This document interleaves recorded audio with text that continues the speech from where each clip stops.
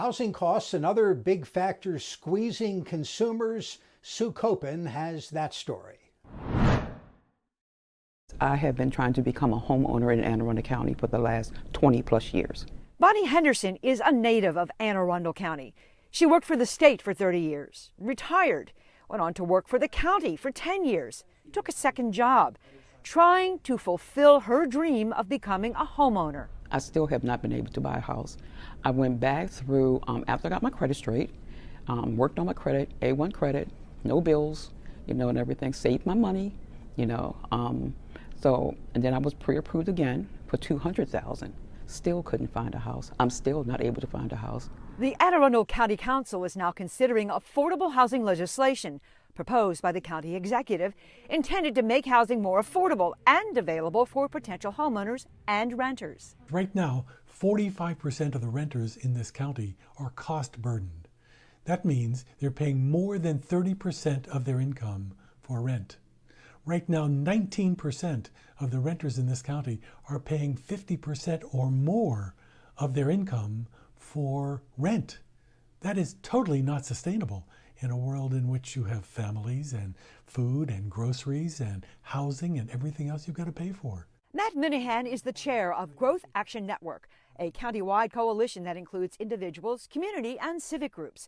Minahan says there's a great need for help when it comes to affordable housing. Right now in this county, we have 31,000 people on the waiting list for subsidized housing. If that's families of 3, you're talking about almost 100,000 people. And we have 600,000 people in the county right now. That's a big percentage. This bill would allow people making the area median income for the Baltimore area to afford to buy a house for about $300,000 or rent a house for about $2,000 a month. Maryland's Secretary of Housing and Community Development, Jake Day. We are absolutely in a housing crisis. And around Maryland, in every part of this state, there are families tonight having conversations at the dinner table about not being able to afford rent, about predatory practices and unlivable conditions that they're in and subjected to because they have nowhere else to go, about not being able to afford the mortgage payment and facing foreclosure.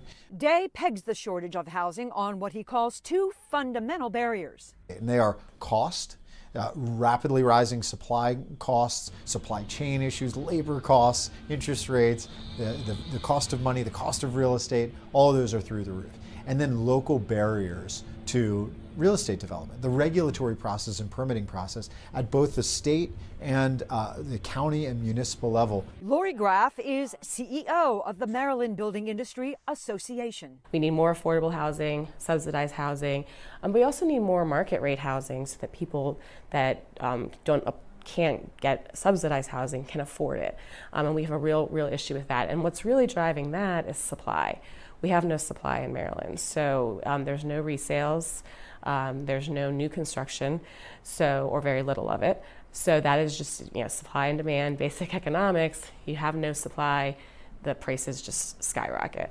So we need to really figure out a way as a state to provide more supply, both on the affordable side and the market rate side. Secretary Day says he expects the state to tackle the issue during the upcoming General Assembly session. We must reduce barriers to production of housing and thus produce more. At the same time, we must insist that much of that housing is affordable, and at the same time, we must protect those vulnerable renters as we produce more housing. For now, Bonnie Henderson says she's putting her hopes in the Anne Arundel County Council when it comes to fulfilling her dream of becoming a homeowner. Pass the bill. That's my best hope. I'm praying on that. I'm Sue Copen for State Circle.